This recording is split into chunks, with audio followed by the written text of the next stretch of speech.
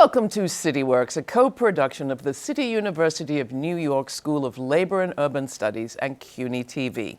I'm Laura Flanders. Each month, CityWorks explores the challenges and lived experiences of working people on the job, also at home and in our communities. On this episode of CityWorks, we are taking to the seas. Maritime work has long held the promise of an exciting career with adventure, challenge, and reward. But a number of factors, including the pandemic, have left the United States with a critical shortage of merchant mariners. The labor crunch has hit all maritime sectors, from barging and towing to passenger vehicles, shipyards, deep-sea vessels, and offshore service vessels. Some maritime training academies also report having a hard time recruiting teachers and not even filling their classes with students.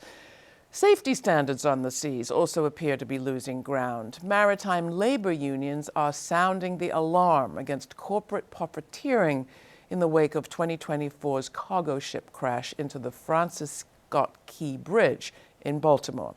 The Marine Engineers Beneficial Association, MEBA, warns of the dangers of larger and larger vessels and shrinking crews, claiming that ships from overseas are, quote, not up to the standards required in the U.S.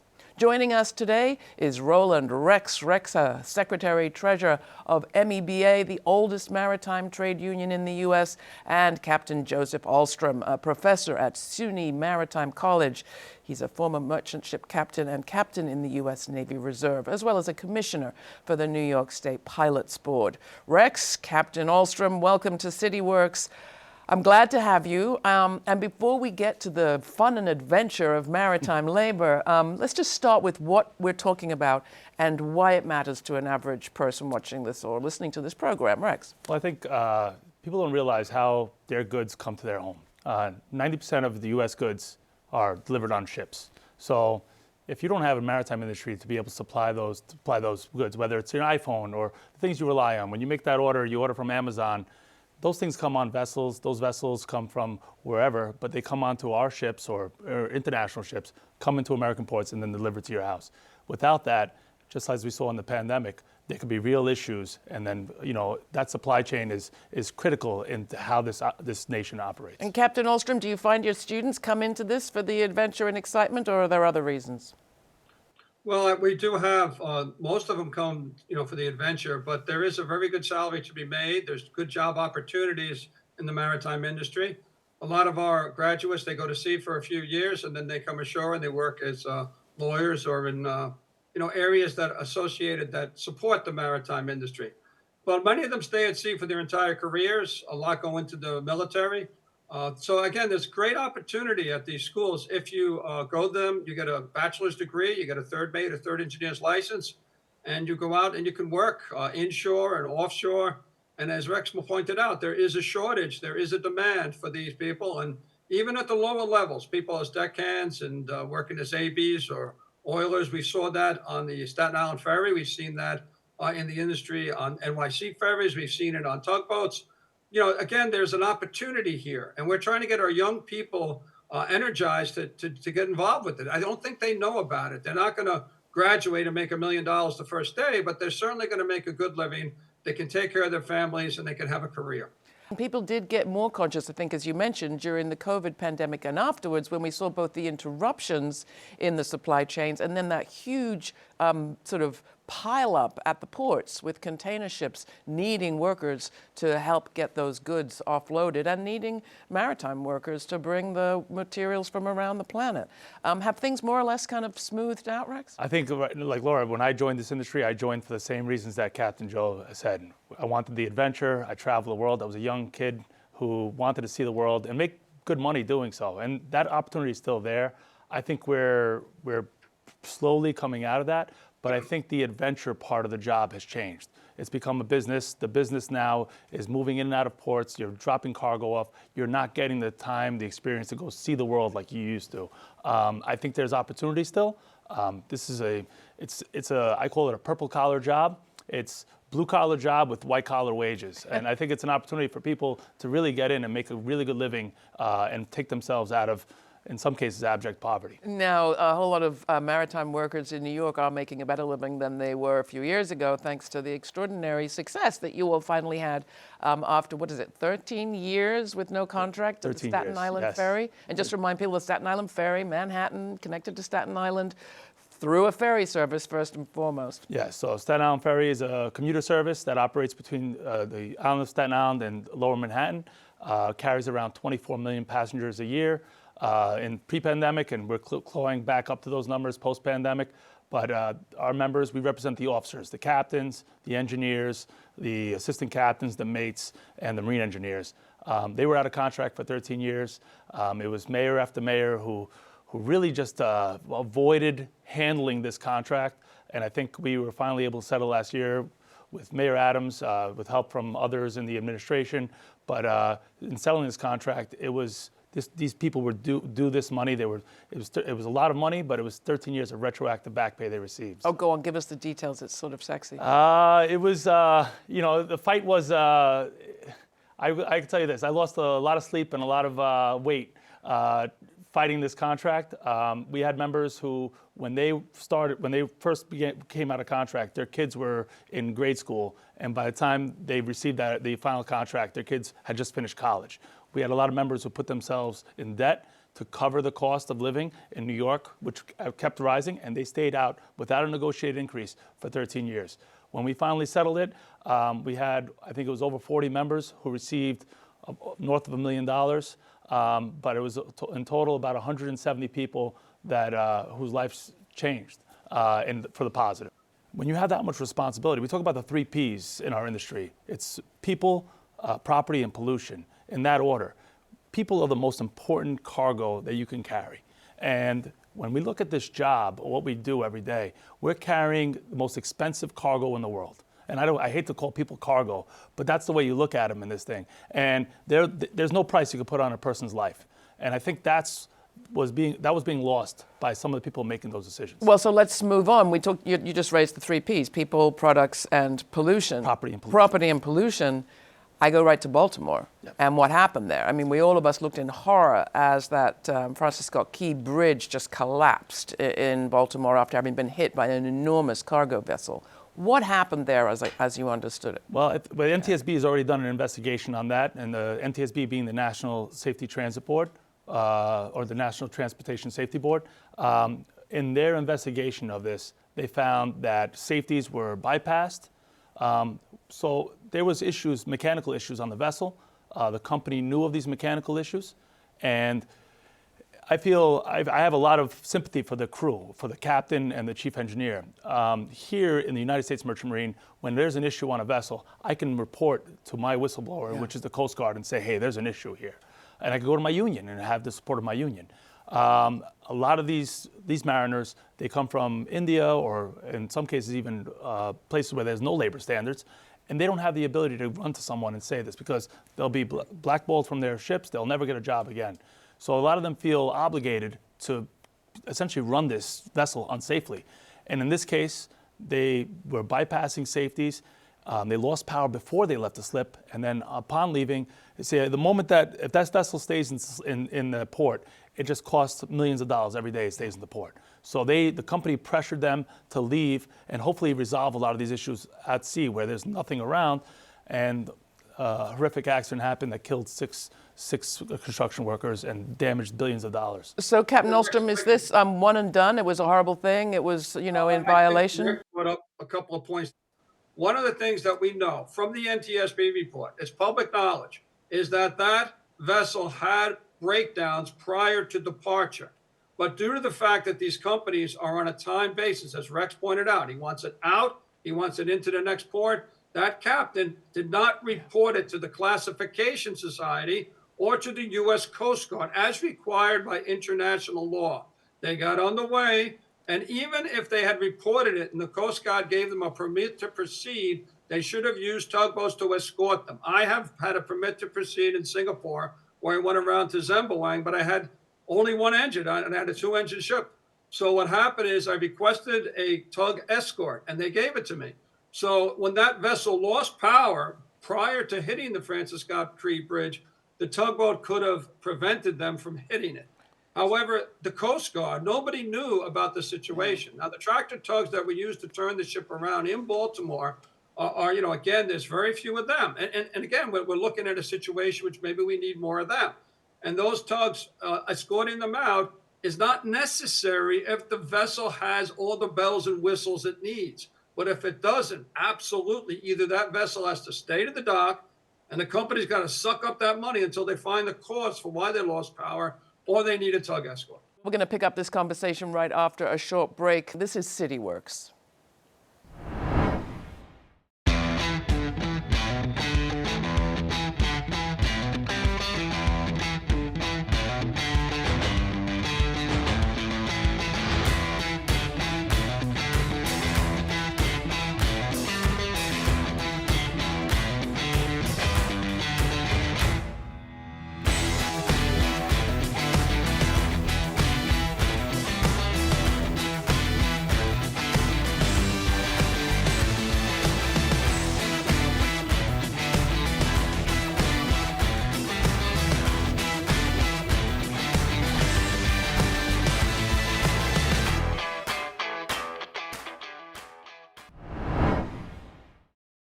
Welcome back to CityWorks. We're talking about the future of maritime work here in New York and across the nation.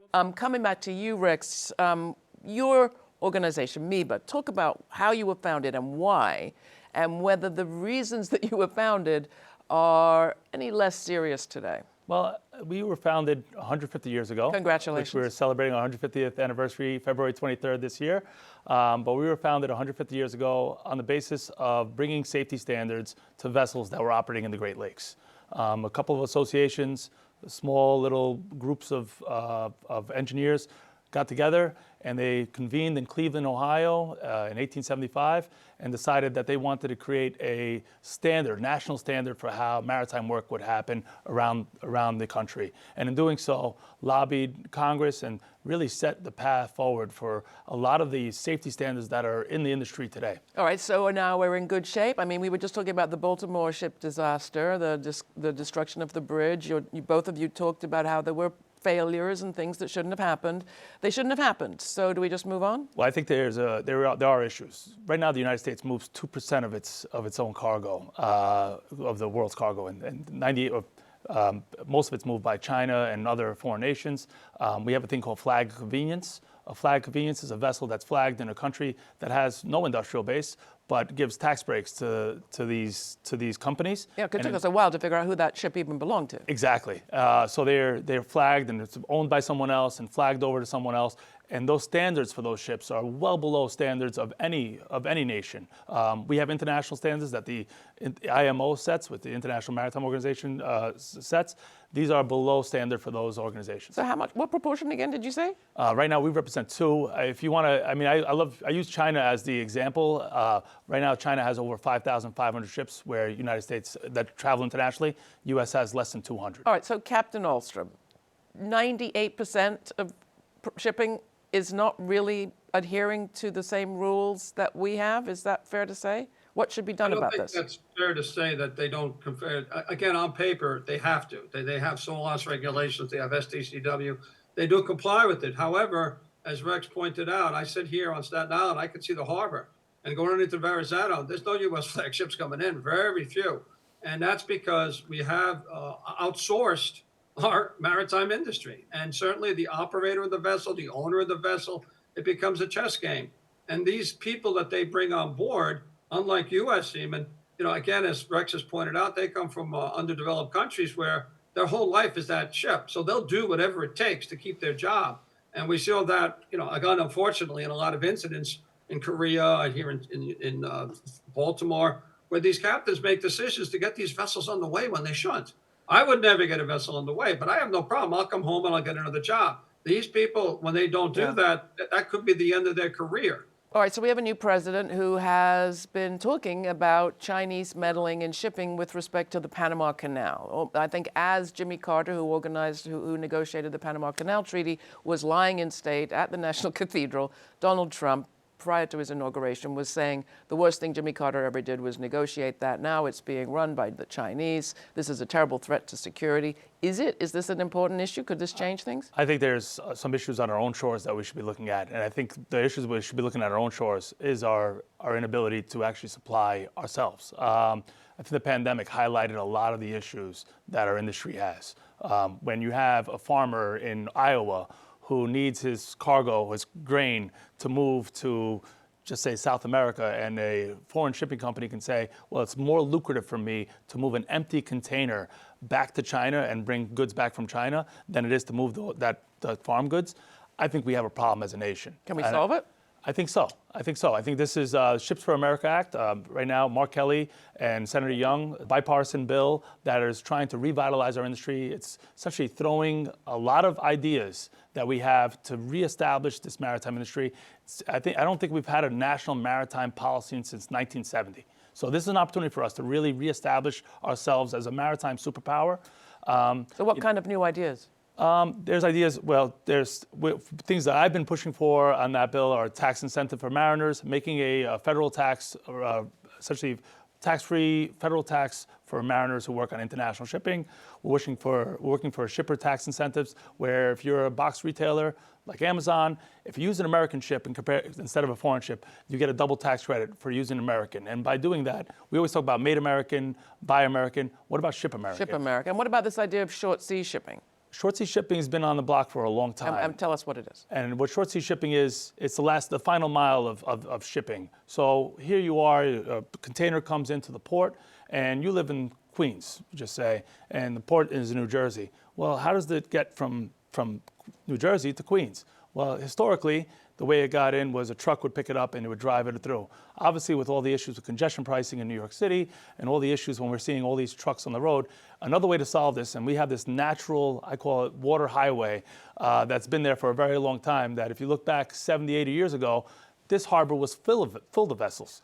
So how do we move that cargo? We can move it onto vessels and move it into stations in Queens, in the Bronx, and other places in the city, and get those trucks off the road. All right, so the Ships for America Act, Captain Ahlstrom, or reclaiming the Panama Canal, what's more important? I got a bunch of things here that I was writing down. First off, I want to mention that SUNY Maritime in the Bronx is celebrating 150 years last year. All right, so you're competing, I can tell here. All right, go for it. Get that one in. Now, the Ships for America Act is my number one concern. All right, let's get to that. We're looking at a situation where we're building 80 ships, which is not going to make, it's going to be a dent, but it's a start. Now, if we're going to build these ships in the United States, we don't have the infrastructure to support that. The welders, all these people, these ship designers, they've all gone to other professions because we don't do that here anymore. So we need to bring that back. Look at the offshore wind situation. Who is operating the survey boats and the cable layers? These are all Danish and ships coming in from Europe to do the work right here in Long Island Sound and off of New York Harbor and up the Hudson River. Why aren't American ships doing that? Yeah. Short sea shipping is very important. If not for giving us jobs for the industry, it's to get the trucks off the road, for crying out loud. How much money do we waste in redoing these roads? How much time are you stuck in traffic by some tractor trailer? Why not have it go by water instead of by road? One of the P's stood for pollution. How does shipping compare to trucking with respect to the green energy program that we all want to be on? Shipping is a lot more energy efficient, obviously. I mean, the ships are larger, but since they carry so much more cargo, it's actually, so for every one ship, it's thousands of trucks. So think of taking thousands of trucks off the road and putting one ship to carry some of this cargo. That's why shipping makes more sense on a green standard. And with new technology coming in, our shipping industry is required by law to reach certain standards by 2050, right?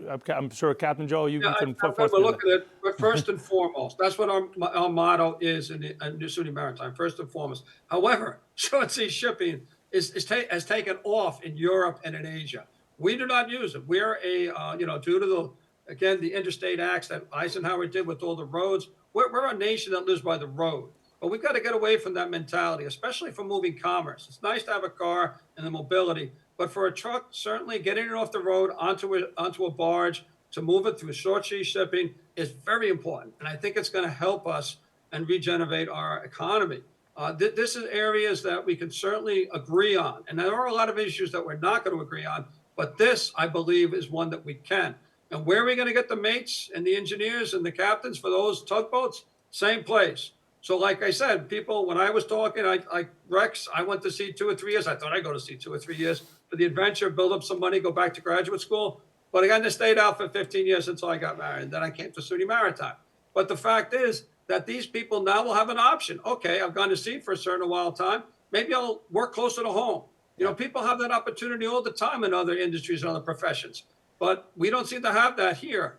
Pick up short sea shipping, get them on that area, and I think we're going to have a better future. Well, talk a bit about the demographics. I know when it comes to trucking, they've had a really hard time appealing, especially to women truck drivers who have the burden of the responsibilities of home, the majority still of the burden, and don't want to go on those long commitments, those long drives. What about the demographics right now in shipping? Do you see a lot of women? Do you see a lot of young people? You two white guys, is it a mixed workforce? We have plenty of women in our college right now that are going to SUNY Maritime. We have more and more each year coming in. We have women's sports. We try to make their lives comfortable. They go to sea.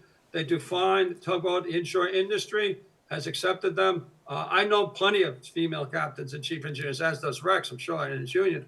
Again, it is a profession that's wide open for women. It's a great opportunity for them if they want to follow it. And, trucking is tough. I have a nephew that's a Teamster. Yeah, taking a truck all the way across country and back is a little difficult. But again, the truck stops are not the best. And we could get into that, but that's a whole other issue. I think the fact is that going to sea is a good lifestyle, and it's built in. They don't have to worry about it. The culture's not as macho as trucking? I think historically, I think we had a male-dominated industry, just like most blue-collar work was male-dominated industries. I think that's changed. I think we've had a massive change towards becoming more inclusive when it comes to people of color, when it comes to women. I think there's so much opportunities, and I think I am a white male, but I think And you grew up amongst all of this, right? But I'm first generation. My parents were Albanian immigrants. I grew up in a pretty rough neighborhood, and this industry offered me opportunity to get out of that neighborhood. Yeah. And it doesn't really matter what color you are. Our contracts, at least in our union, our contracts are colorblind.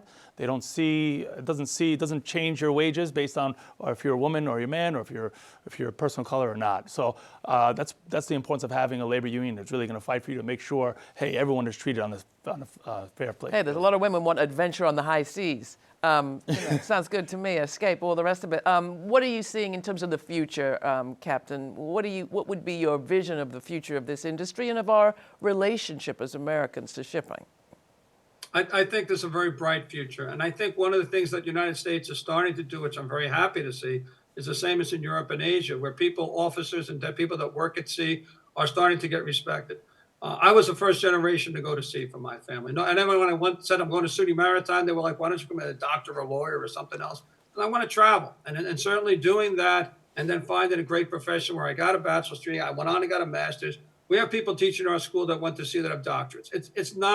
It's a very respected profession now. It's not, again, something you should be ashamed of. And quite frankly, as Rex pointed out, I see more minorities in our school. I see more people coming from other areas, even white males from other areas that I would never have expected. It was always Long Island or people that were close to the water. Now we're starting to see people from upstate New York, people from the middle America that are finding out that this is a good profession. And certainly we want to see that. We want to see people go in. I can strongly say that due to the efforts of people like Rex, and thank you, Rex, we're starting to see wonderful wages out there. We're starting to see people. And the other thing is the time off you have. I mean, think about that. You go to sea for a little while. You have time to spend with your family, to really get to know them, which if you're working 9 to 5 and you come home, it's dark, and you go to work, it's dark. I mean, what is that? I mean, we have an opportunity here with that time off to really enjoy something, hike the Appalachians if you're single, go skiing out in Colorado for 3 weeks if you want. It's all available to you. And again, Wall Street Journal once said the biggest commodity in the United States today is free time. These people that go to sea, they do have free time. You obviously loved it. I did. I know, it's funny. That's why I teach it. I mean, when I came to sea, my wife was like, I need you to be home. So I was like, okay. So I found something that I could do that was related to going to sea, and that was teaching. And what about you, Rex? You've loved it. I loved it. By coming out of school, when I graduated United States Merchant Marine Academy, and I didn't know what I wanted to do when I went to college. Like most kids, just can't figure it out. And I chose to be an engineer. I was like, I like working with my hands. And I picked a job, essentially picked a profession. And what's great about going to one of these academies, there's 7 service academies, state schools around the country, and there's 1 federal service academy. But what's great about it is it's guaranteed that you're gonna get a job. If you can graduate the school, you get your license, your diploma is one thing, but your license is actually more valuable than that diploma. And having that license, getting onto a vessel, and as a young kid, as a 21-year-old, I've been all over Africa, I've been all over Asia, I've been to the Persian Gulf twice, I've been all over Europe. It's an opportunity to see the world with a different lens.